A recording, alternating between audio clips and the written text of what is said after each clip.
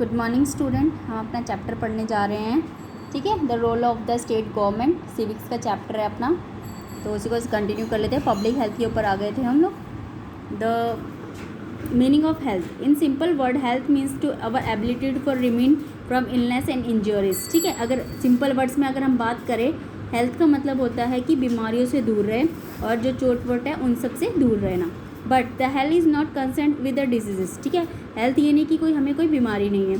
Some of the factors also affecting physical mental as well being, ठीक है। कुछ ऐसे फैक्टर्स हैं जो हमारे फिजिकली और मेंटली क्या होते हैं, रहते हैं। This factor include sanitation, clean drinking water, pollution free environment, sufficient nutritious food and proper shelter, life without mental strain, and all this aspect are part of our health, ठीक है। Health का मतलब ये नहीं कि हमें कोई बीमारी है तभी हम बीमार हैं, ठीक है। हेल्थ का मतलब ये भी होता है कि हमारे साफ़ सफाई, साफ़ पीने का पानी, पोल्यूशन, ठीक है, environment free, sufficient nutritious food, proper shelter, ठीक है।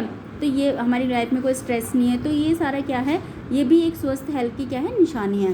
Health care in India, the state government is responsible for planning, implementing the monitoring scheme to improve the health public health, ठीक है। हेल्थ केयर इंडिया की अगर हम बात कर लेते तो क्या है, गवर्नमेंट कुछ ऐसे सर्टेन स्टेप उठा रही है जिसमें क्या कर रही है, वहाँ पे इम्प्लीमेंट कर रही है कुछ ऐसे मेथड ताकि लोगों की हेल्थ को क्या कर सके, इम्प्रूव कर सके।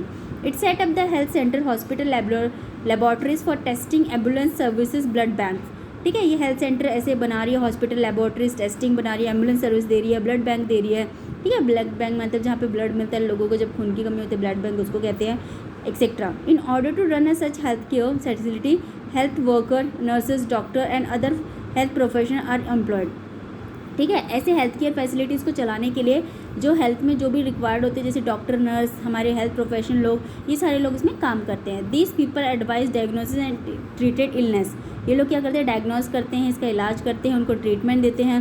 We also need a medicine and medical equipment for treating a patient, हमें क्या चाहिए, मेडिसिन, दवाइयाँ चाहिए, मेडिकल इक्विपमेंट जो सामान लगता है जैसे ऑक्सीजन सिलेंडर, बेड, ठीक है, और जो भी हमें एक्सरे वगैरह जो भी हमारे इक्विपमेंट्स होते सामान होते हैं पेशेंट को ट्रीट करने के लिए, वो सारी चीज़ों की रिक्वायरमेंट होती है। Our state government arrange them, हमारी स्टेट गवर्नमेंट सारा काम करती है हेल्थ का, ठीक है।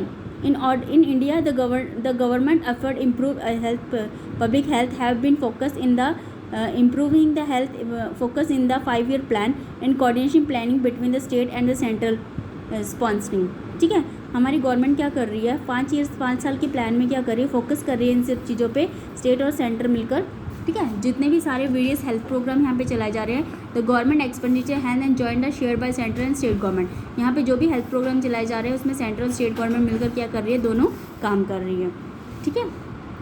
इसके बाद positive aspects of the healthcare in India.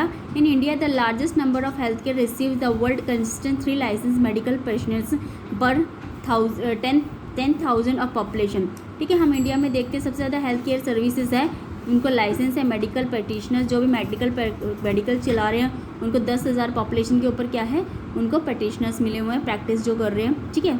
In the country, medical colleges about 15,000 and new graduate doctor 5,000 post graduate doctor and trained every year, ठीक है। अगर हम अब साल कंट्री में मेडिकल कॉलेज देखते हैं तो 15,000 हमारे न्यू ग्रेजुएट डॉक्टर्स है, 5,000 हमारे पोस्ट ग्रेजुएट डॉक्टर है, ये सारे हमारी कंट्री में हमें मिलेंगे जो न्यूली ट्रेंड हो रहे हैं। Health care facility also grown in substantially over the year, primary health centre cornerstone and the rural health system, and they grown tremendously.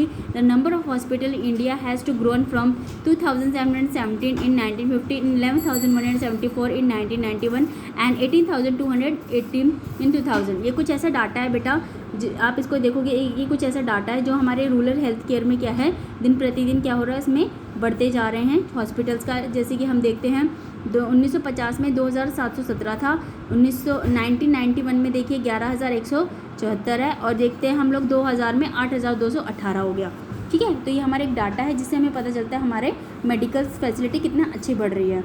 Medical tourism and medical outsourcing as the next big thing to happen in India.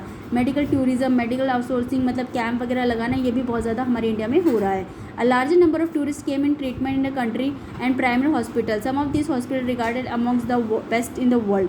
ठीक है, बहुत सारे क्या होते हैं यहाँ पे tourist आते हैं, मतलब बाहर से डॉक्टर्स आते हैं और यहाँ पे कैंप लगाते हैं. वर्ल्ड के कुछ बेस्ट डॉक्टर्स भी यहाँ पे आते हैं समय समय पे.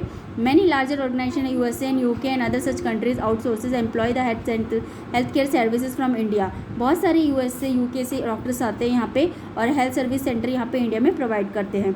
India is the 4th largest producer of medicine in the world. India कितने नंबर पे लार्जेस्ट प्रोड्यूसर आता है मेडिसिन में?